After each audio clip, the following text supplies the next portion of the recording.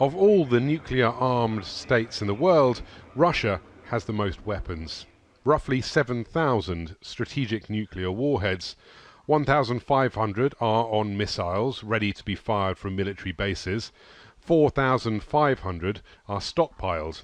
2,500 are retired, waiting to be dismantled. It's a major reduction from the Cold War years. 40,000 nukes had been amassed by the time the Soviet Union was nearing collapse. When Ronald Reagan and Mikhail Gorbachev signed their names in 1987, they outlawed all land-based missiles that could strike targets between 500 and 5,500 kilometers. But Russia and the US both say each other's cruise missile systems, such as Russia's Caliber class here, have been given secret updates so they don't comply with the INF Treaty. Vladimir Putin says Russia has only been developing air and sea-based intermediate-range missiles, weapons which the US has long held a superior advantage. We believe that we have only balanced out the situation. If someone does not like it and wishes to withdraw from the treaty, for example, our American partners, our response will be immediate. I would like to repeat this warning: immediate and reciprocal. This non-proliferation analyst says such talk sets a dangerous precedent. Even these nations, with the biggest nuclear arsenals, are not ready to continue arms control and nuclear disarmament process between them. So it's a message to other nations that all the other nations should have their own nuclear build-up. In other words, Russia and the United States have a special responsibility not to let a new global nuclear arms race spiral out of control. Some dramatic development from China in the wake of the president's recent visit. We haven't seen anything coming from China. We don't know what's going on behind the scenes. But absent dramatic action by China, we have to decide whether we're going to live up to what the president said in his speech to the UN in September, where he said denuclearization is the only way forward with North Korea. So they can either do it peacefully, which isn't going to happen, or we can use military force, because the risk to the United States and our friends of a nuclear North Korea outweighs the risks of a preemptive strike. Does it start with us shooting down any and all missiles that they shoot out? I think that should go without saying. I think we have to decide, and it may be that we're in the preparatory stages, for an attack on their nuclear facilities, their ballistic missile facilities, suppressing their artillery north of the demilitarized zone to try and prevent retaliation against innocent South Korean civilians in Seoul. It's a very complex operation. Honestly, we should have done this years ago, but we are where we are. You think that do you think this country wants appeasement? No, I don't think it does. And I think, let's face it, it's not just North Korea. North Korea will sell their nuclear and ballistic missile technology to anybody with money, Iran, terrorist groups, you name it. So I don't think living with the threat is acceptable. OK, now we just got word that there is no Brexit deal yet. Theresa May has been meeting with the EU Commissioner Jean-Claude Juncker. They just finished their meeting. They say they need more consultation time. This is running into a brick wall, isn't it, this Brexit, getting the Brits out of the European Union? Well, I think it requires some leadership from Theresa May. I think her response to Mr. Juncker and the others in Brussels is to say, fine, we're prepared to crash out of this with no deal. And by the way, that means you don't get 40 billion pounds as an exit payment. You're going to get a border on between Northern Ireland and the Republic of Ireland, and a lot of other things you don't want. The only way to get the Brussels bureaucrats and the political theologians of the European Union to wake up to reality is basically to say, I don't care whether you agree with us or not, we're out of here. But does she have the strength, the political strength, to say that? If she doesn't have the political strength to say it, I think it's hard to see how she's going to remain prime minister much longer. This is a critical point. The Brits have voted to leave the European Union. They can either do it the right way or they can screw it up. And they're beginning to run out of time, too. Ambassador Ball. Prices of diesel and gasoline in North Korea have fallen substantially from the start of November when they hit record highs. Citing a Japanese report from December 1st, U.S.-based Radio Free Asia said that 1 kilogram of diesel cost 6,765 North Korean won, plunging more than 60% on month.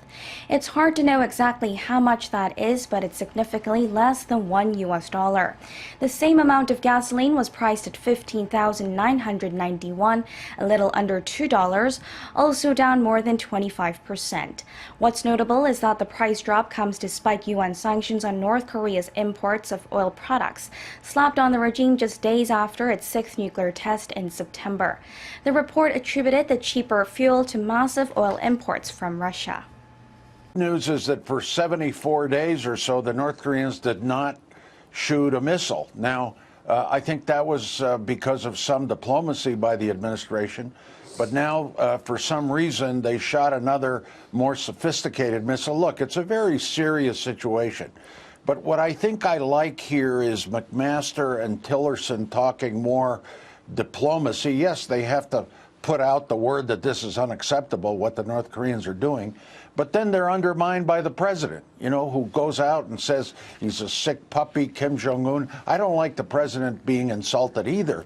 But, you know, this good diplomacy that maybe we're trying gets disrupted by the president's early morning tweets insulting each other. So it's escalation is not good. It's happening again. What about the fact that we've got this enormous armada off of the Korean Peninsula sitting there, warships basically saying, look, America is here should you make a serious mistake, North Korea?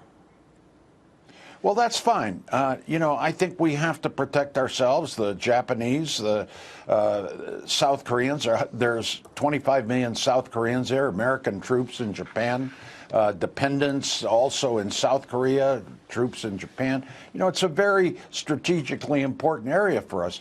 But I think what we need to push, and I think the Secretary of State has been trying to do this, is a freeze for a freeze. In other words, North Korea cuts down on shooting missiles for a period of time, and maybe we reduce a little bit of this military cooperation with South Korea, just a little signals back and forth, get the two sides talking. Because I don't think a military option makes sense with the collateral damage. Yes, we would beat the North Koreans. Sanctions, I think, have gotten a little better. The Chinese are a little more serious, but not enough. So then I think the third option is diplomacy, especially in this time of escalation. Well, what should we understand about this most recent missile test? I mean, the fact that it went as high as it went, shows you that it's really powerful, because the higher it goes, the more length it can, correct?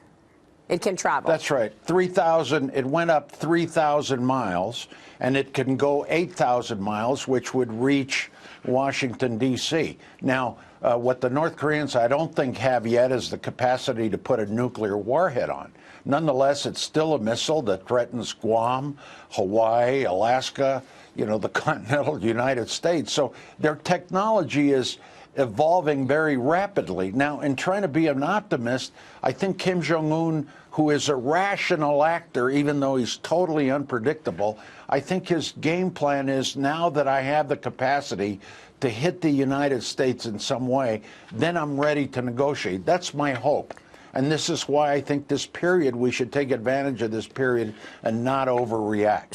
Should China be doing more here? I mean, obviously, China is a trade partner to North Korea. Have they done enough in terms of cutting off certain important trade products that the North needs? China has done more than they have in the past, significantly more, but not enough. They need to do two things: a total ban on oil imports. They refuse to do that. There's only a cap on that. But the key is enforcing the sanctions the UN has supported and China has supported. Coal, seafood, North Korean workers that live in China, 80% of the commerce going into North Korea comes from China. So if they enforce that cross-border smuggling that does exist, in other words, work to do this a lot more, it would be significant. But, you know, to those that say China has not done anything, that's not true. Yeah. And I give credit to the administration. They've pushed China in the right direction, but it's still not enough. So I think the best option is, again, diplomacy. Work something out short term and then talk about the future, denuclearize the peninsula. It's going to be hard, but at least we should try. Governor.